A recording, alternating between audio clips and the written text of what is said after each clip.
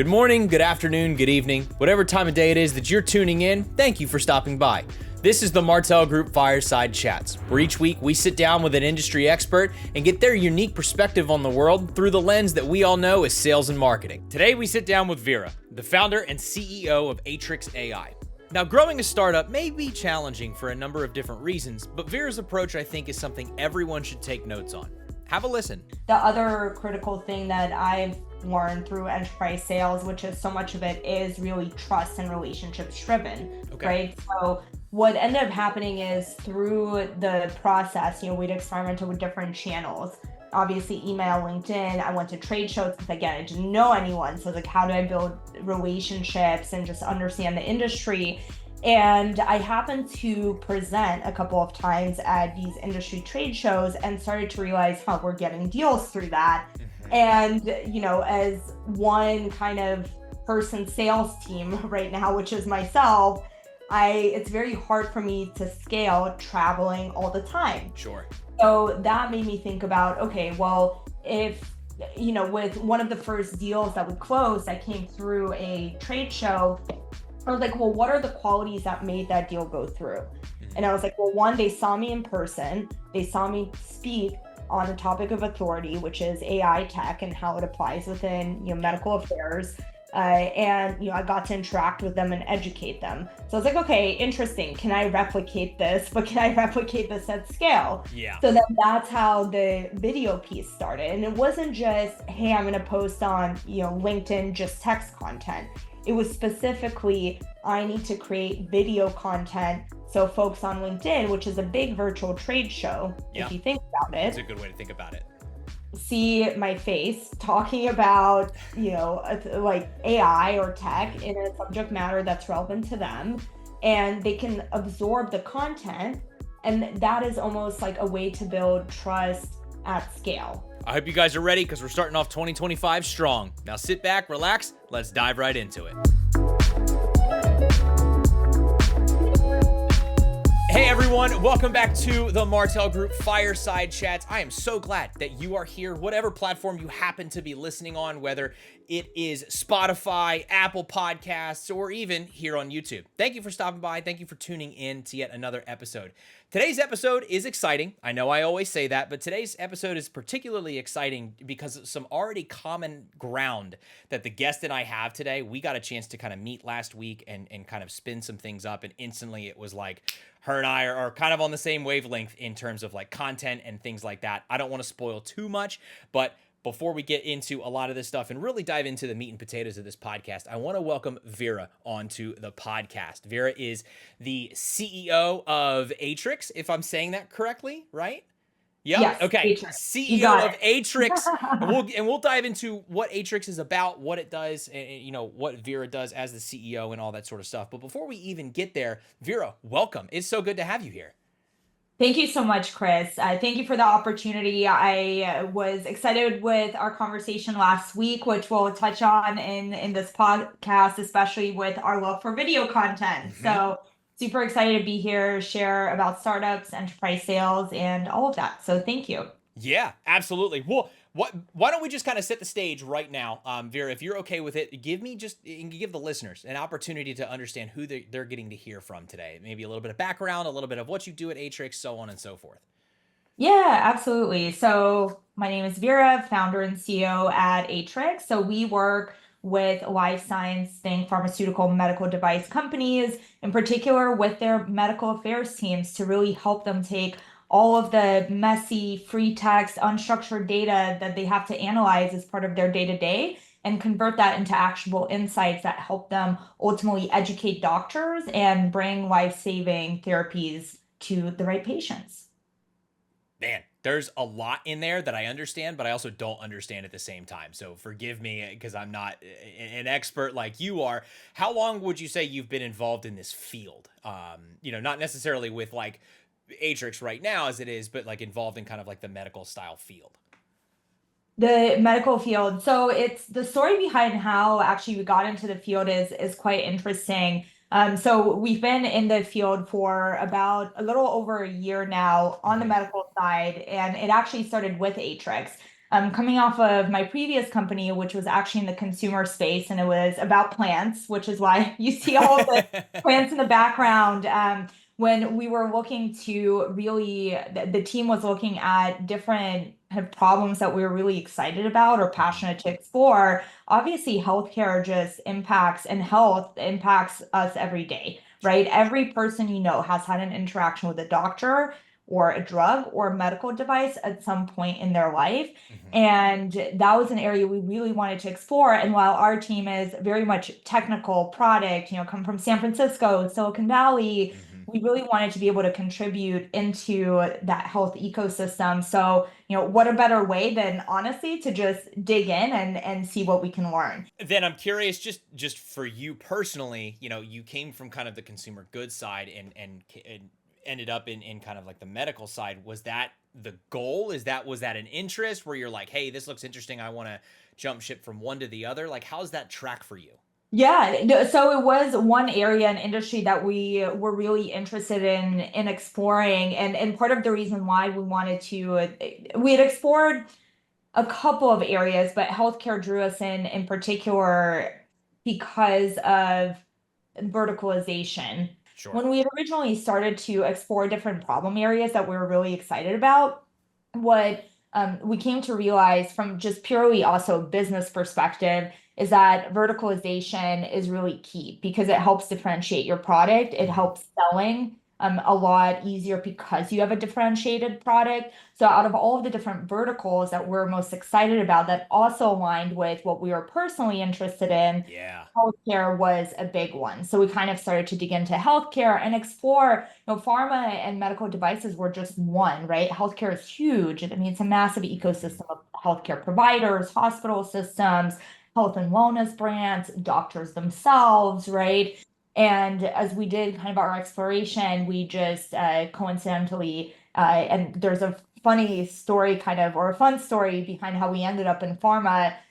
We landed with pharma and medical devices and have been there ever since. Okay. So it wasn't just one of those like, you just happened to fall into it. I guess it's not even like the right way to really put it, but for lack of a better phrase, like you kind of did some research and this was a part of like your kind of gradual plan of let's call it chipping away at the stone, right? Because you're kind of saying Right. like, okay, here's this massive entity or this massive industry that we can tackle. How are we segmenting things, or how are we kind of and siloing is, it probably isn't even the right word, but how are we identifying what these verticals are and where we can apply ourselves, as individuals, it sounds like, and as a company, right?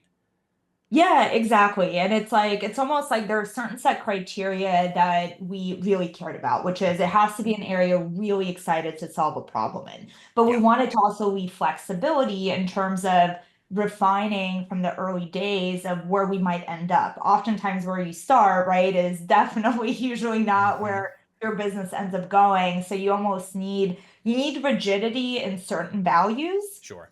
to narrow the search, and but then you need to be fluid as you're exploring that process. So that was kind of the approach we took, and then it was broad at the beginning. We started to refine, refine, Mm-hmm. refine, and to get us to the place we're at today.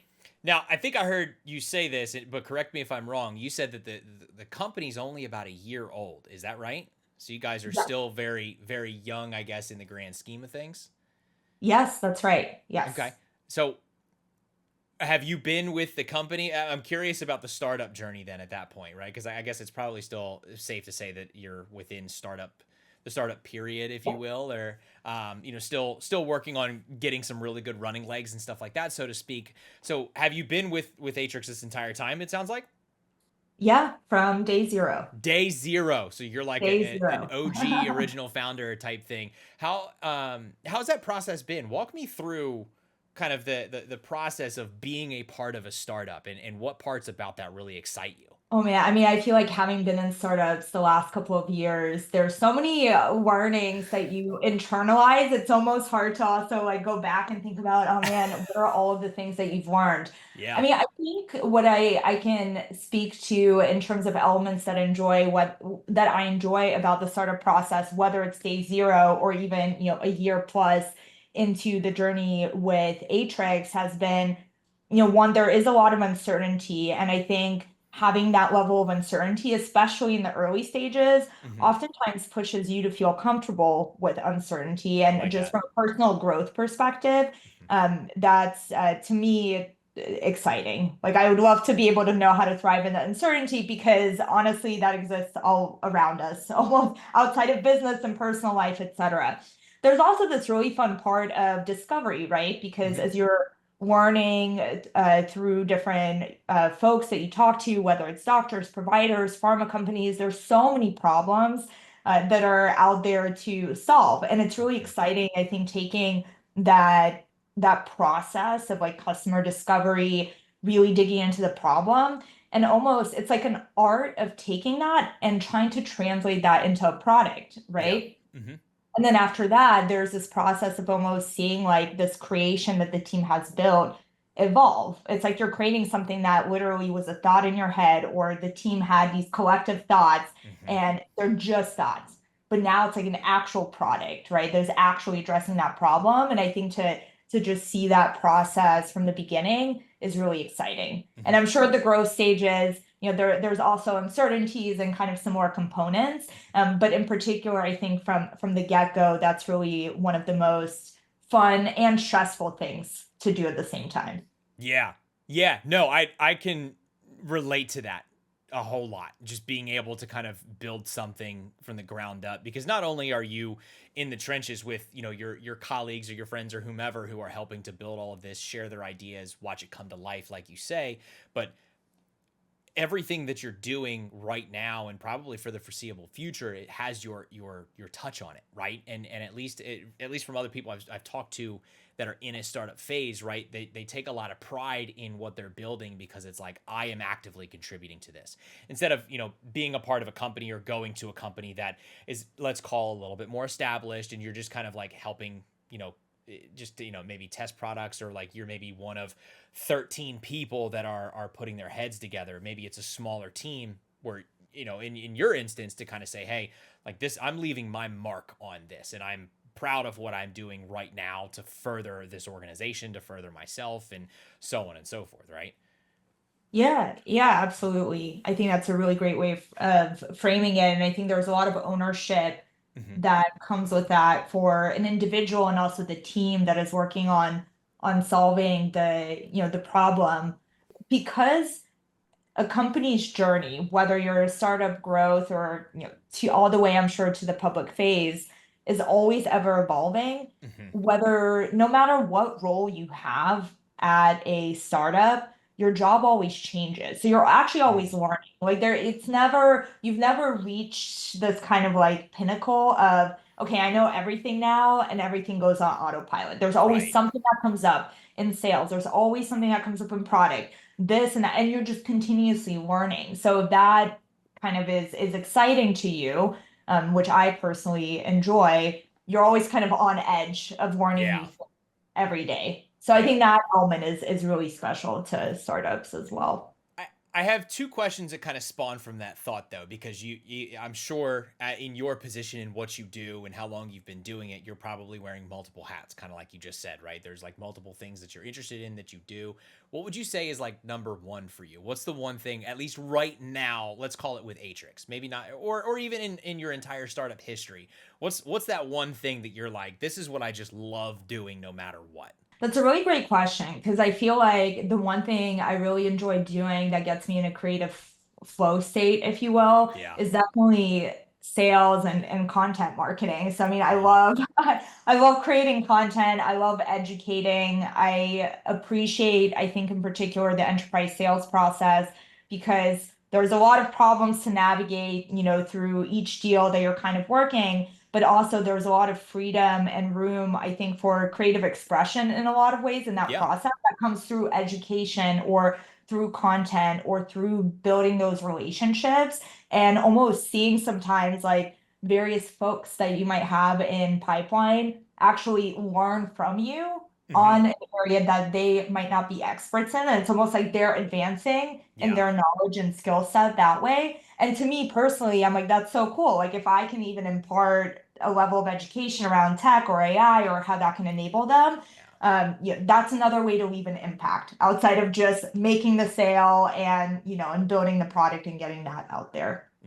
Yeah, no, I love the education piece behind that, because I think that's the aha moment for me is being able to Mm. kind of sit down and say, okay, here's what I've learned. I'm going to try and help other people out along this space. And I think you mentioned too, if we can talk about it just real quick, when we were speaking last time, you mentioned about how supportive the community has been in terms of like helping you guys out, whether it's to bounce ideas off of, or to, maybe share some new opportunities, or just say like, hey, what do you think of this, or whatever.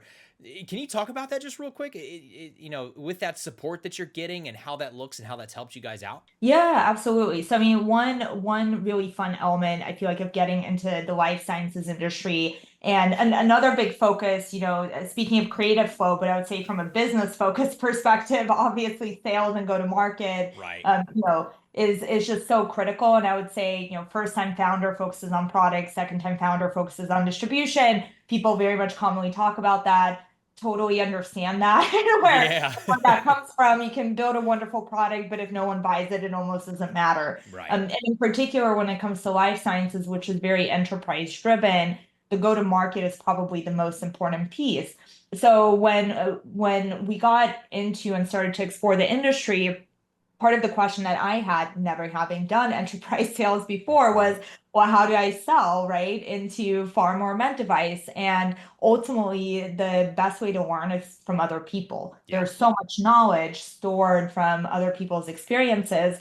So I was like, okay, well, let me ping founders that I know who have sold into this industry before. And we started this little WhatsApp group with maybe a couple of folks. And then over time, it just ended up growing to now over 70 people in the group. And it's just such a wonderful way to be able to build a community of others who are going through those same experiences that you can learn from, Yeah. right? Around what they are and exchange that knowledge. And, I think I've met, some people I would now call good friends, like through that group. So, I mean, that's been a critical part of really enabling that early journey. Yeah, yeah, and I'm sure that you're probably interacting with that group multiple times a week, I would assume, right? Just trying to stir up conversation.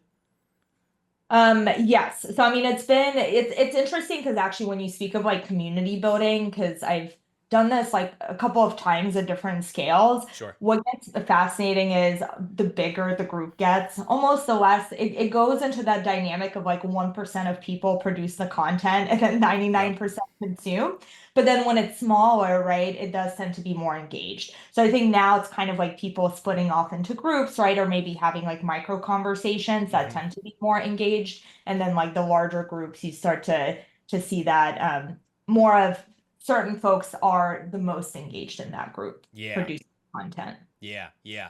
Now, you talked a little bit about enterprise sales and a lot of things in there that you were learning, and I want to talk about that in just a second, but I don't want to forget the thought I had about the wearing the hats and doing multiple things as kind of like a CEO or just in your position as a startup.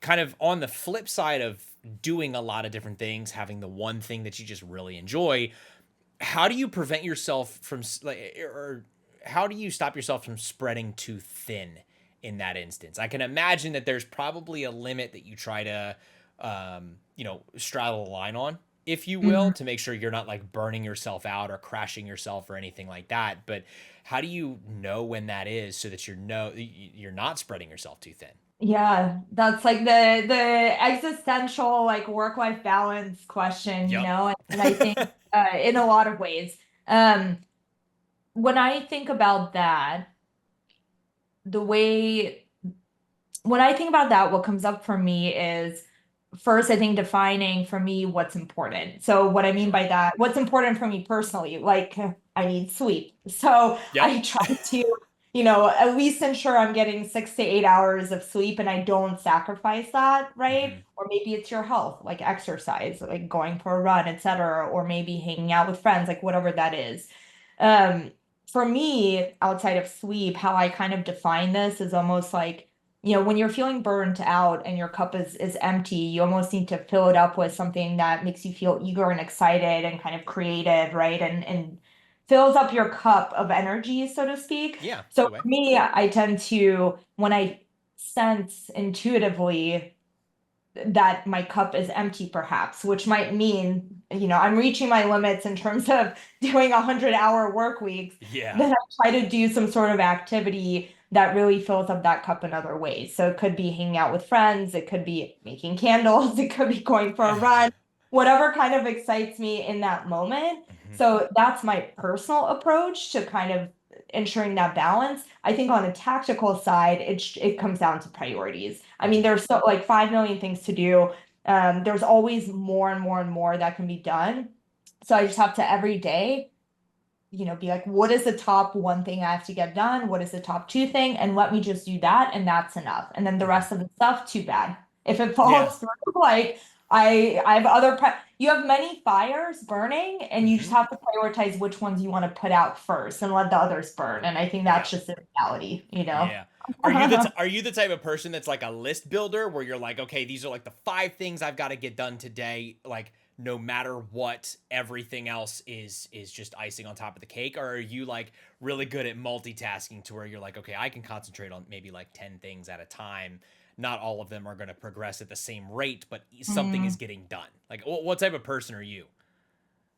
Interesting. I mean, I do create lists, but I would say it's more of like on a daily basis. It's, I don't have to like check the box. It's just more Okay. of a planning period for Mhm. me for the day of like I'm setting my intention. These are the things that I want to get done. Yeah. But from a multitasking perspective, I mean, I think there are certain things that you can knock out quickly, but there could be multiple things that are happening that are just going to take a long time, Sure. like enterprise sales deals. And then in those cases, you kind of have to just manage both, multiple projects and then prioritize as things come in and out of that project until it reaches completion. Yeah. Yeah.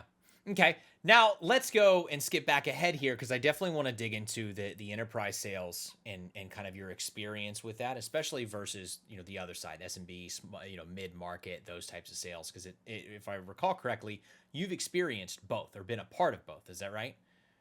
Yes, that's right. So Okay. we've sold both three, I guess three of those sizes. Right. Okay. Yeah, that's fair. That's fair. What are you learning as you're in the enterprise sales side? Like walk me through those differences and kind of what it means for you and what you guys are doing at Atrix.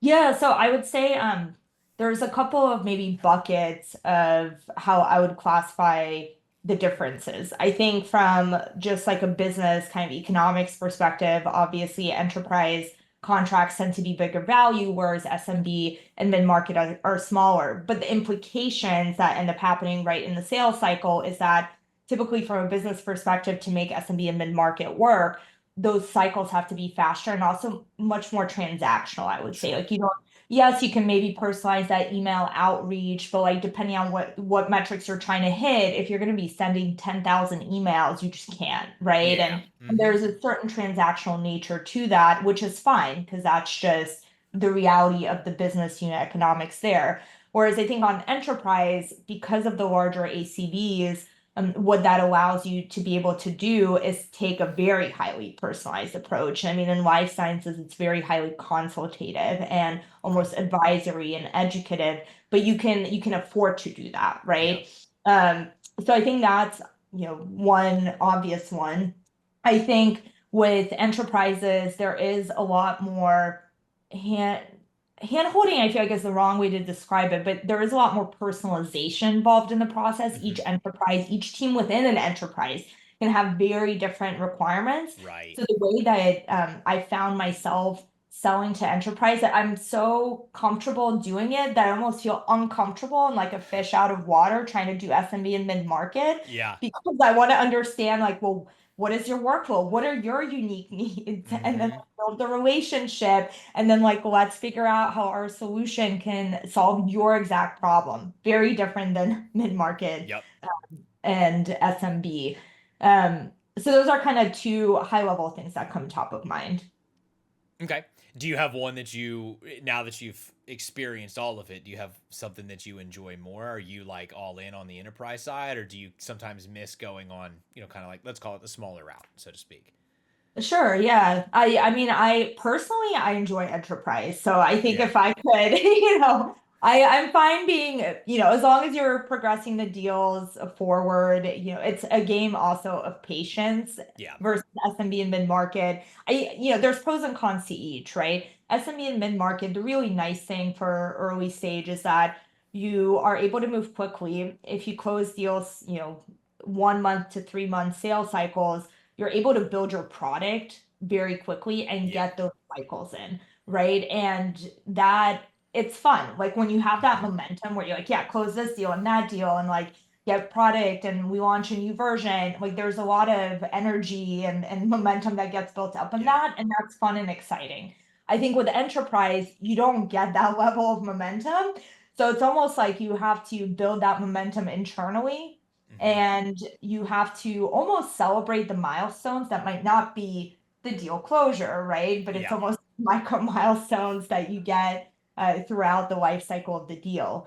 Um, but with enterprise sales, what I really enjoy and actually the pro in a lot of ways for startups is that because there is a lot of personalization and understanding of the workflow and integrations that really goes into that process, there is flexibility where your product can be like 90% there, but you Hmm. can almost build during onboarding that 10% that's necessary. So it actually allows you flexibility to sell your product in a 90% state, Yeah. if you because it is kind of personalized. So you kind of have to build that 10% for, each of the unique needs.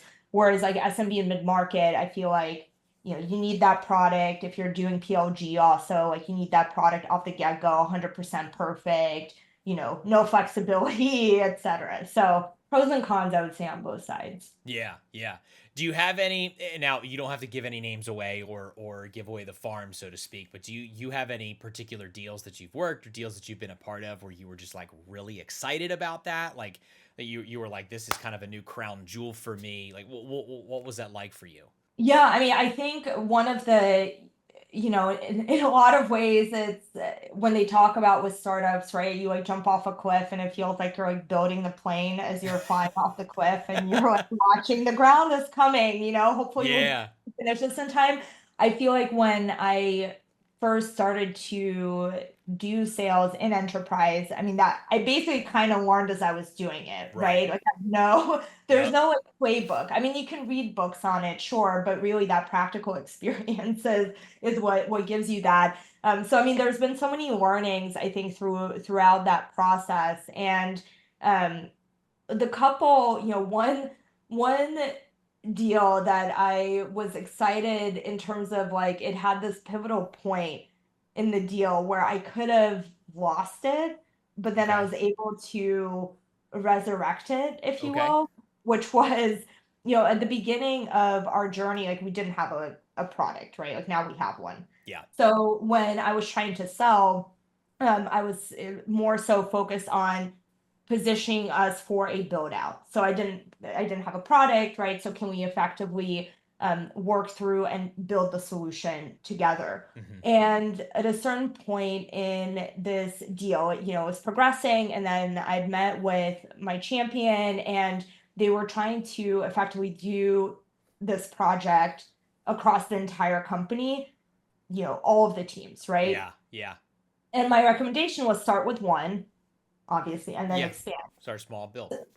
Right. And because they wanted to align all of the teams and knowing that this project could be potentially like, multi-million dollar investment, they're like, we're going to delay the decision on Oh this, or we're going to no. delay this by whatever X number of months. And I was like, okay, totally understandable. I mean, that's if you're going to be investing that much money across all of these different teams, like you need to really make sure you're making that right decision. Hmm. Logically totally makes sense. But then I was like, well, for my runway, it doesn't. Yeah. So I was like, oh, I was like, I totally fine. There's only certain things in your control. So Right. then I had this idea. I was like, well, simultaneously at the same time, we were because it was a little bit further down the line. Like we actually had a product at that point, and I was like, well, maybe I just show the product and be like, hey, while you guys are considering this multi-million dollar build out, Yeah. Here. there's this Yeah, there's this other like thing that we've been working on. I haven't showed it to you yet. It's still like early concept phase, et cetera, et Mm-hmm. cetera. But maybe you could use this in the meantime. Get the data points you need, and then you can make a more informed decision on the whatever multi-million-dollar investment. So then I remember I had pulled up like it was at a trade show. So like the next day I'd met up with my champion again, and I showed the demo, and then they were like, "Oh, this is like really cool actually. Yeah. Let me talk." Got the approval for the budget, and like so it ended up that deal ended up like picking up steam, and I was like, "Wow, that's like kind of just." To me, I have Yeah. never done enterprise sales. I'm trying to navigate everything more as I go along. And I was like, oh, this is cool. I was like, thank God. Yeah, yeah. You have like this movie moment where you're just like, everything is progressing until you hit a roadblock or you hit a problem, and then you're like, wait a minute, it's time to go in, and I can just save this right now. Here's a question I have for that though. Did you did you show them the new product with the intention of like saving the deal, or were you just like, hey, while you make your decision, I'm gonna float this on your desk, like you get back to me when you're ready? Like, what was your mindset in trying to make that just kind of like Mm. extra push there? I mean, honestly, because it was really just off the cuff. It was like, I'd had that conversation the day before, and I was like, okay, interesting. And then like the idea sparked of like, well, I mean, we have this early product we could show them. So then I texted my champion. I was like, hey, I might have an idea for you. Like, I don't, might be crazy idea, might Yeah, not be, but like it might be able to help you. So like, can I show it to you? Let's sync up tomorrow. Ended up showing him, and I was like, what do you think? And then yeah. it turned into, where we're at today. So I guess I don't know if there was because I mean, it was less than 24 hours that this all ended up happening. So Mm-hmm. it's kind of a random thought. And I mean, obviously, I think, have the thought of, well, I mean, if they like it, maybe it can turn into something, right? Of But course, I don't yeah, think that it wasn't like this official process that I like started and was like, here's the demo, and like, let me walk you through this. It was like, yeah. hey, literally, here's like here's a quick like 2-minute demo. What Mm-hmm. do you think? Because it could have been like, oh, I don't know, not relevant to me, like, don't care, right? So. Right, right. It wasn't like you were holding this like secret like silver bullet back the whole time, and you were Mm-mm. like, you know what? When the time comes, if I need this, it's here. It's one of those like I just genuinely have this, and I think you might like it. Like just give me feedback on it at the end of the day, and that probably had the deal still been stalled or something like that. Probably still getting that feedback would have been at least Yes. relevant for you. Yes, Mm-hmm. absolutely. Because if you remember, it's when we had started that particular deal, we didn't have like the deal didn't start with a product, Right, right? right. It Like kind of we formed. were, yeah, exactly. So that's kind of, I think, one of the challenges potentially of navigating enterprise sales, especially if you're trying to effectively do customer discovery and also figure out what is the right solution to solve those problems. And part of what we actually did, like very early on, excuse me, to enable customer discovery is, I mean, I would do like 3-hour deep dives with Oh folks. Like I wow. would offer them free consult, basically be like, hey, I know there's this problem, we've talked about it. Can I meet you in person, and can we whiteboard this? I will share my technical expertise, and I will Mm-hmm. recommend to you how you can address solving this problem. I'm happy to do it for free. Um, so I mean, I had a couple of those sessions, and that was just so incredibly helpful and really honing in, like digging deep into what are those pain points and how can we help formulate a product around that. Yeah. Is that something that you would recommend then to anybody else who's kind of in that startup position? Is to kind of, I don't mean this negatively at all. Is to kind of give their time away for free just to get the awareness out there, or is that something where it's like you should only use that if you absolutely feel like you're in a position to do that, or you need to do that in order to close something? Yeah, I mean, I think maybe my scenario, you have to also keep in mind, I knew no one in the industry, right? That's So fair. it's not, Okay. oftentimes, like if you're someone who, worked at a pharma company and like you spent, 5 to 10 years in this problem Mm-hmm. space and you understand it inside out, and you probably have network and ties and a bunch of other people that you can talk to and get feedback.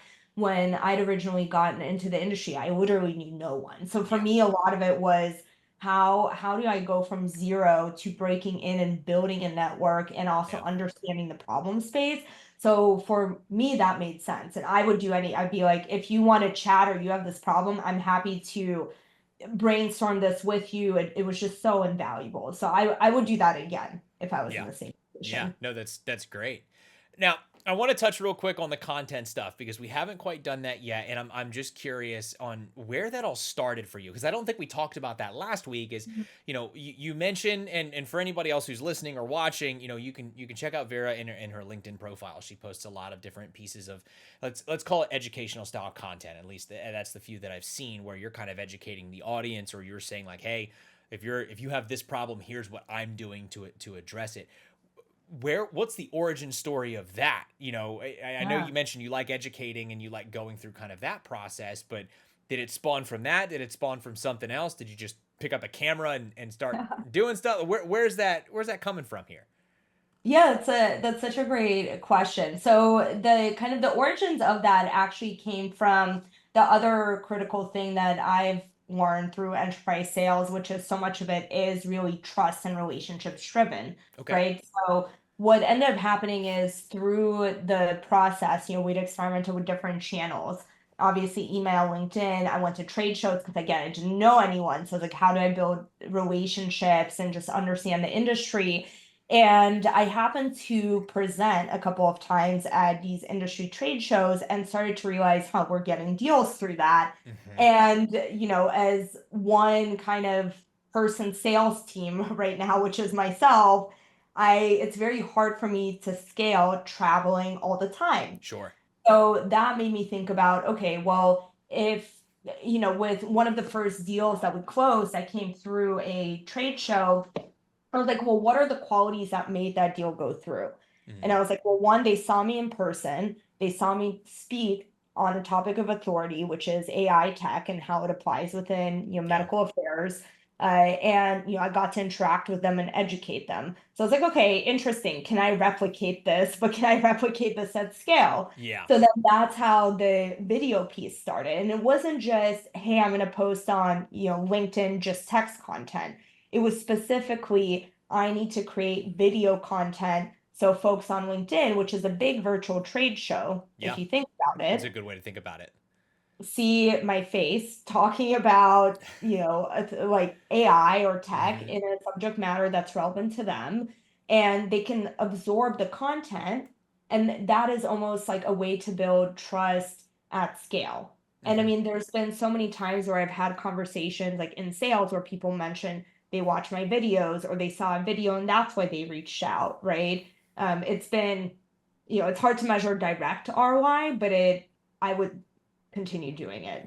That honestly, that was going to be my follow up question. Is like, it is hard to measure ROI unless you can categorize like every deal that started at that point, and even some of that stuff is hard, to know exactly the origin. But it sounds like it's a worthwhile venture for you to continue kind of scaling, for at least as long as you can kind of continue producing those videos, right? Yeah, I mean, I would 100% guarantee video content in particular. I think that is also like the key thing to emphasize. And also, by the way, I'm not someone who wants to be publicly, in front of a camera talking. Like I am only doing it because I like my privacy, but I I understand. Yeah.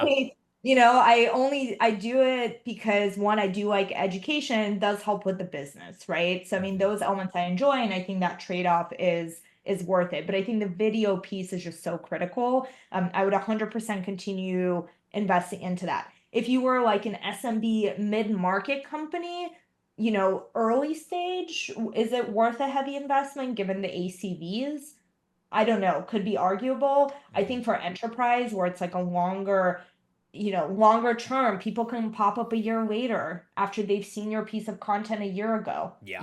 and come back into the fun. Like it makes sense. And Mm-hmm. such a big believer in that. Yeah. I always find that, the content stuff, it's easier to kind of come back to, because Mm, you kind of remember that stuff more, at least for me right now. This could be a sign of like my younger age compared to some other people, but I remember seeing videos and references of things and whatnot more so than like reading articles or seeing like things in like a newspaper. Now I don't even know if anybody really reads newspapers anymore, but like it's that Yeah. kind of idea, right? It's like seeing an article pop up or something like that. If there's a video component to it, I'm way more apt not only to just read that or listen to that, but it's going to stick with me a little bit more, just because of the nature of how I'm consuming that type of content. And I would imagine it's probably the same for some of the stuff you do too.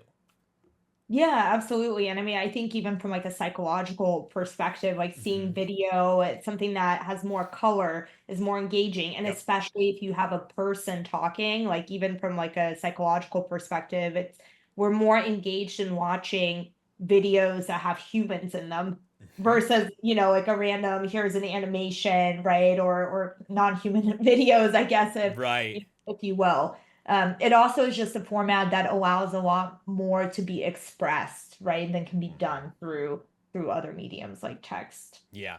Now, this is totally off the cuff and kind of random, but you mentioned kind of the human element in videos and how that's kind of progressing and whatnot.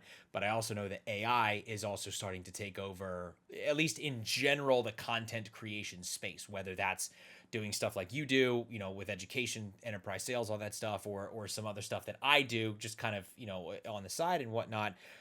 Do you see yourself eventually utilizing AI to create more of those videos to scale even more? Or do you just enjoy what you're doing right now so much that you kind of want to keep a hold on that until you're ready to give it to another physical person?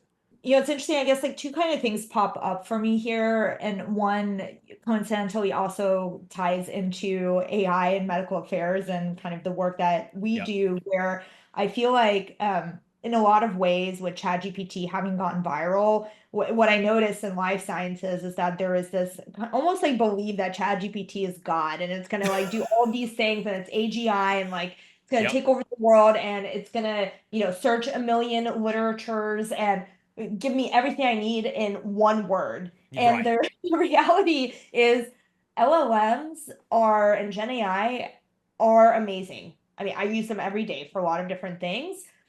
So when it comes to video, but they're not going to do, I think we're far away from it doing end to end completely. So what I mean by that from a video content creation perspective is I think it's absolutely wonderful to use Gen AI tools to help with the video editing, Mm-hmm. right? Or maybe you have a creative direction and AI tools can help enable that. But I do have questions around the capabilities today of completely automating it because it Mm-hmm. still feels unhuman when you look at AI You're right. generated avatars. Mm-hmm. Um, and then from like a content creation perspective itself, like over time and being able to scale that, I do think uh that's interesting. I don't quite know, I think the decision I would make, but I think I would still want to be involved, at least in parts of continuing to create some of that content because oh, this is the one thing I didn't mention, but I think is also really important, or I personally believe in from a content creation perspective is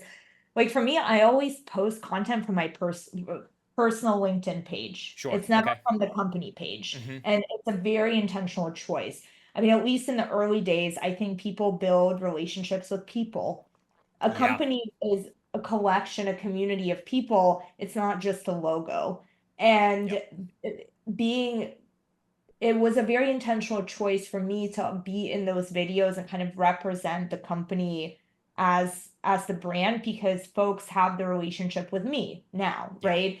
And then that could scale and change over the future, but that human component I think is still so critical. No one wants to see Atrix's logo as a, personified as a character in a Yeah. video. Like Yeah. it should be a human behind that, not Mm-hmm. like a random entity, so to speak. Yeah, it's interesting because that's like a common theme that I'm seeing with Mm. sales professionals and just experts that I've talked to over the course of this podcast, internally, externally, all that sort of stuff. Is that like AI can get so advanced and who knows the limits of what that is right now. We probably won't see the limits of that right now, but that what you just said is a common thread between everyone I've spoken with, that like there is a human element and there always will be a human element to sales because people buy from people, Yeah. right? And I think that that holds true no matter what. So like, yeah, you can use AI in different components of what you do. I mean, shoot, I use it weekly, but it's not creating things and doing my work for me. I am still a Yeah. part of my entire process. So And to kind of add to what you're saying when it comes to AI and sales, I feel like, you've seen this kind of rise of AI SDRs, for example. yep. And I think that it can be a really great application of Mm-hmm. it for SMB or mid-market. But I think when it comes to enterprise sales, because it is so relationship driven, or think other industries, like if you're a wealth manager that works, Yeah. for JPM, like you think your AI wealth manager will have the same level of trust with, your Yep. clientele. Yeah. It's just there's certain things I just think AI will never be able to replace. And I think it's I in agree. particular very true for deals where trust is one of the key ingredients, like Yeah. enterprise. That's huge. Yeah, absolutely. Well, Vera, I know we're coming up on time here, and I want to be very respectful of that. I do have one final question for you, though, and I'm going to kind of put you on the spot and kind of pull from your history in the startup area and arena, let's call it, that you've been a part of. What I would ask you is if somebody listening to this right now has kind of gone through, listened to your expertise and whatnot, notice that you've been a part of startups in the past before, and that they are looking to start up their own company, whether it's an enterprise SMB, it doesn't really matter. They're just kind of they want to get into a startup phase and be that founding pillar of a company. What sort of shorthanded advice, or longhanded, if you really wanted to go that way, what sort of advice would you give them in order to get started, or in order to, within their first, let's say, 30, 60, 90 days as they're getting things off the ground? What advice are you imparting on those people? So I think there's kind of two high level things I'll say, and then I'll do like the 30, 60, 90. So Sure. high level things is it's never the right time. So just do it. Okay. It's I never love it's that. never going to be, whether it's I don't have enough money saved up, or this fear or that fear, or I have this responsibility. It's just never, there's always something. It's never, it's always the right time if Yep. you want to look at it the other way. The second item, which is ironically, get good at listening to your intuition versus people's advice, which is ironic because I'm kind of giving advice on the 60 and 90, but I think, everyone's going to have all of these different advice that you can get, talk to a founder that's been 5 years in, 10 years in, Yeah. of P, X, Y, they're all going to tell you 5 million things, and that can lead to tension because you're like, well, what, I mumbled like all these Hmm. thoughts, what do I do?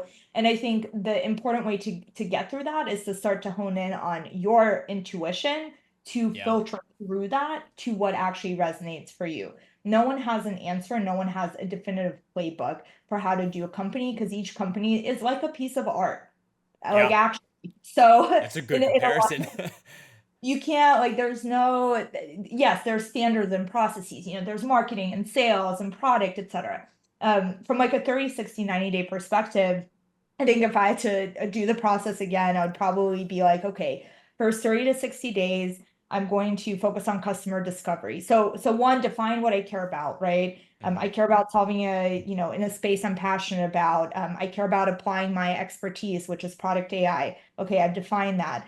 So now let me define the industries I want to focus on, ICPs, and literally just go email them, LinkedIn, Upwork, whatever you can. Just get conversations, and you might mess up, you might not do them perfectly, doesn't matter, just go and do them over the 30, 60 days. Yeah. Refine that, you're going to start seeing patterns, refine that into one or two core problems, create a prototype, and honestly just go and try and sell it. Forget about making the prototype perfect, just Hmm. go and sell, because if you can sell and close a contract, then you have that space and the actual customer to iterate with. So Yeah. that's at a high level, I would say the 30, 60, 90. Yeah. No, that's great. And I think it's a great way just to kind of cap some things off here. And I'm sure that it sounds like, I would guess, you've experienced all of that and you've done all of that, which is probably why you're giving that advice too, right? Is kind of going through those steps and then understanding. I love what you said about saying that there is no perfect time, or there's no like right time to get started. You just got to do, right? And that's something I see preached in almost every industry that I've ever been a part of, or that I've ever interacted with, right? It's just, you've just got to go and figure it out along the way, because failing is going to teach you more than not doing at all at this point. Yes. And I mean, Silicon Valley is rife with a lot of failing and learning. So Yep. it always feels in the moment, with my previous company, I had to shut it down. It always feels like in the moment that it's like the worst thing ever that's happening. And what you come to realize on the flip side of that same coin is that it's usually not. So Yeah. so it's but that's part of the learning and growth of startups is you have to get used to it and just go and do it. It feels uncomfortable. I don't know, go meditate. Figure out how to like Yep. get past the discomfort and just go and do it. And Yeah. you will figure it out and you will be successful on a long enough of a time period. That's perfect. I love that. I love that. Well, Vera, I think that's a good way to kind of wrap some things up here. I had a blast through this conversation, and honestly, we could probably continue this for another couple hours. But in the interest of time and the fact that it's a Friday, I don't want to keep you from your weekend at all. But for now, Vera, thank you so much for joining us today on the podcast. I had a great conversation, and hopefully we can stay in touch and maybe have a reunion tour. Who knows? Yes, absolutely. Thank you, Chris, for having me on. And if folks, if any other founders out there want to reach out for any sort of advice to filter through Yeah. themselves, feel free to reach out on LinkedIn or ping me in my email, vera@atrix.ai. Thanks so Perfect. much, Chris. Yeah, absolutely. Vera, I'll make sure to drop all the information down below in the description and everything like that. So thank you again. Shout out once again to Vera for spending some time with us on this fireside chat. If you have a favorite part you enjoyed, feel free to leave a comment down below and let us know your thoughts on this chat with Vera. Be sure to like the video, consider hitting the subscribe button, and turn on those notifications so you can be alerted when future chats go live on our channel. Thanks for listening, and as always, happy hunting.